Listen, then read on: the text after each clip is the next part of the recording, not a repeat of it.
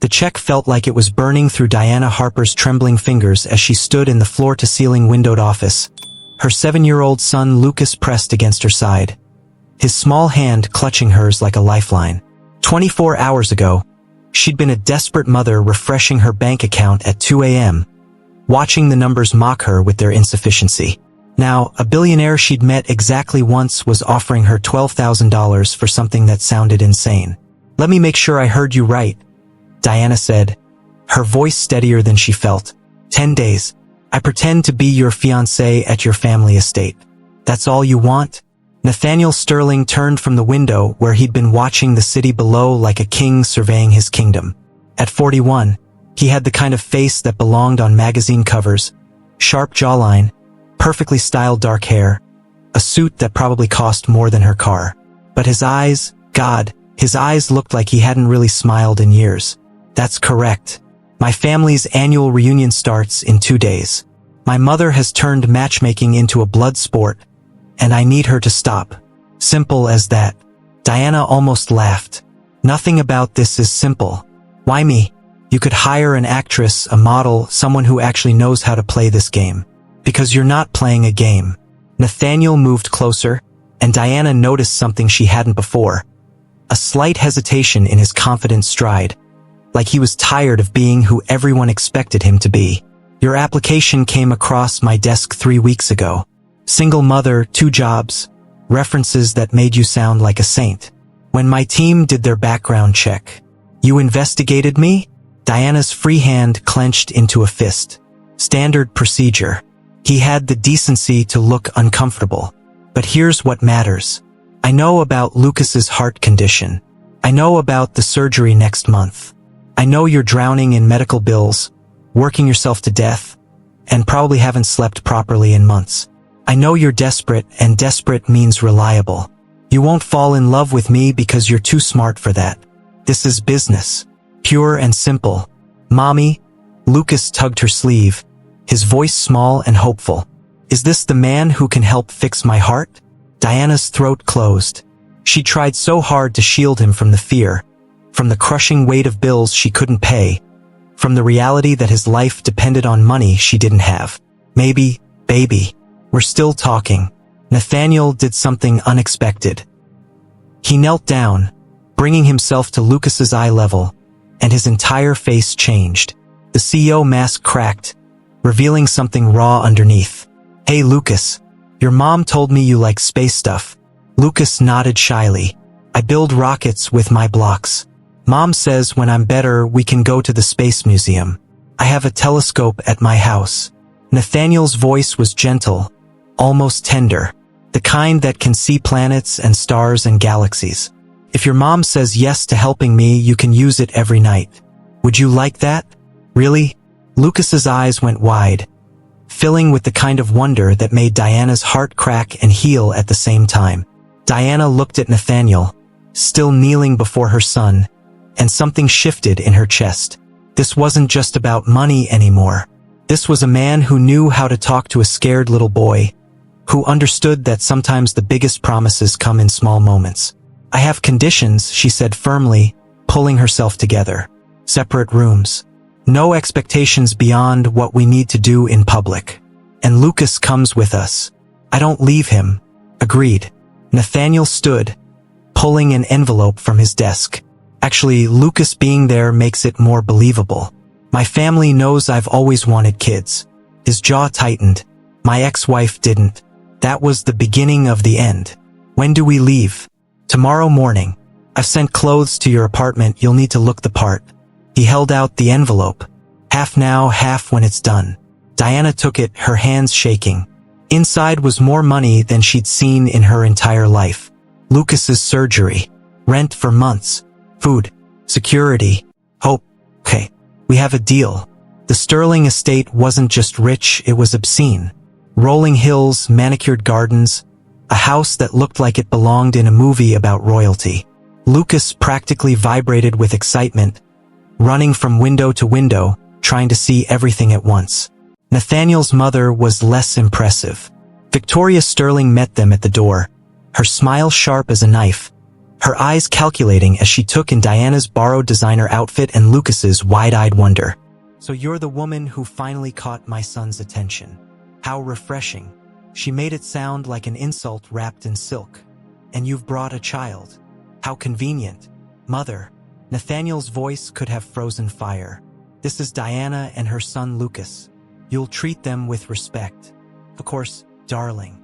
Victoria's smile didn't reach her eyes. "I'm simply surprised. She's not your usual type." The next 10 days were the strangest performance of Diana's life. During family dinners, she and Nathaniel held hands across the table, their fingers intertwined with practiced ease. During garden parties, he'd pull her close, his arm around her waist, whispering things that made her laugh for their audience. At night, they'd retreat to separate rooms, the charade dropping like a curtain falling. But something was happening that neither of them had planned for. Every morning, Nathaniel took Lucas to the observatory. Diana would watch from her window as they'd sit together, Nathaniel pointing out constellations, his voice animated in ways she never saw around his family. Lucas would laugh, really laugh, in a way he hadn't since before the diagnosis. "You're good with him," Diana said on their 5th evening, finding Nathaniel in the library where Lucas had fallen asleep reading in a leather chair that swallowed him whole. "He's a great kid." Nathaniel's voice was soft, almost reverent, as he carefully placed a bookmark and closed the book. "Smart, curious, brave. He likes you." Diana sat down across from him. "He asked me this morning if you could be his dad." The look that crossed Nathaniel's face nearly broke her. Pain and longing and something desperate. "What did you tell him?" "I told him we're friends. That you're helping us." "Is that what we are?" Nathaniel leaned forward, elbows on his knees. "Friends?" Diana's heart started pounding. "What else would we be?" "I don't know." He rubbed his face, looking suddenly exhausted. "I hired you to pretend for 10 days. But somewhere around day 3, I stopped pretending. Watching you with Lucas, seeing how you'd give anything for him, how you make him feel safe even when you're terrified. Diana, you're everything I thought didn't exist anymore." "Don't." Diana stood up, her chest tight. "Don't do this. We have a deal." "I know." Nathaniel stood too, moving closer. "And I'll honor it. You'll get your money, all of it. But I needed you to know that this stopped being fake for me. I watch you at breakfast making Lucas laugh. I watch you handle my mother's passive-aggressive comments with grace I could never manage. I watch you tuck Lucas in every night, and I think about how empty my life has been. How I've spent years chasing success and forgotten what actually matters. Nathaniel, my ex-wife left me because I wanted kids and she didn't." He laughed, but it was bitter. "She said I was too sentimental, too traditional. That children would ruin her life. And I loved her, so I tried to be okay with it. But I wasn't. I've never been okay with it. Then you walk into my life with your son, with your strength, with your love, and I realize I've been waiting for you. You don't know me." Diana whispered, even as something inside her responded to every word. "This is 10 days. It's not real. It's real for me."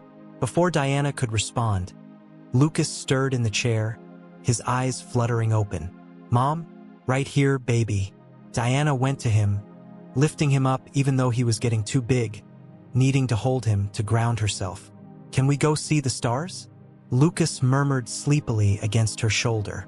Nathaniel grabbed a blanket without a word, and the 3 of them went outside.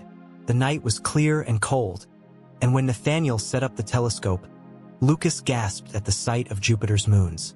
"Make a wish," Nathaniel said, pointing at a shooting star. "I wish Mr. Nathaniel could stay with us forever," Lucas said immediately, with the brutal honesty of children. Diana felt tears on her cheeks. Nathaniel's hand found hers in the darkness and squeezed. On their last night, Victoria hosted a formal engagement party. Diana wore a gown that made her feel like Cinderella, and Nathaniel introduced her to what felt like hundreds of people. They danced, they smiled, they played their parts perfectly. But when Victoria stood up to toast their engagement, thanking God that her son had finally found real love, Diana felt like she was going to be sick. She escaped to the garden, gulping cold air, trying to steady herself. Nathaniel found her minutes later. "Hey, you okay?" "We're lying to everyone." I know. He stood beside her, close enough that she could feel his warmth. Diana, I don't want this to end tomorrow. What? I want to keep seeing you, really seeing you, not as part of some arrangement, but because I can't imagine not having you and Lucas in my life anymore. Diana turned to face him. You're crazy. This is crazy. I'm a broke single mom. I'm a lonely man who forgot what happiness felt like until you showed up. Nathaniel cupped her face gently. I'm not asking you to marry me tomorrow. I'm asking if you'll let me take you to dinner next week. Let me prove this isn't just proximity or gratitude. Let me prove I'm worth the risk. Mom? Lucas appeared in the doorway in his pajamas, looking worried. Why are you crying? Diana laughed through her tears. Come here, baby. Lucas ran to them, and Nathaniel scooped him up like it was the most natural thing in the world. Hey, buddy. I was just asking your mom if I could take you guys on a real date. What do you think? Like at a restaurant? Lucas's face lit up. Like wherever you want to go. Can we go to the place with the really big pancakes? Nathaniel laughed. Really laughed. And Diana felt something inside her chest unlock. Yes, she said. Yes, let's try. Nathaniel kissed her then. Soft and real and nothing like their fake kisses for show. Lucas giggled, and Diana felt the last of her walls crumble. 8 months later, Diana stood in the same garden in a real wedding dress. Lucas was ring bearer, carrying the bands with solemn importance and barely contained joy. Nathaniel's family filled the seats, no longer fooled, but genuinely happy. When it was time for vows, Nathaniel spoke to both of them. I paid you to pretend to love me for 10 days. You taught me how to really love again. You showed me that family isn't about money or status or perfection. It's about showing up every day and choosing each other. Diana, you make me want to be better. Lucas, you make me remember why any of it matters. I promise to spend the rest of my life earning the trust you've given me. Diana's voice shook but held strong. You offered me money when I had nothing. What you gave me instead was everything. Hope, love, a future I didn't think we could have. You showed me that sometimes the best things start with taking a crazy risk. This is real. We're real. And I choose both of you every single day. The lonely billionaire had offered $12,000 for 10 fake days. What he got instead was priceless. A ready-made family who loved him not for his money, but for the man he became when he stopped hiding behind it.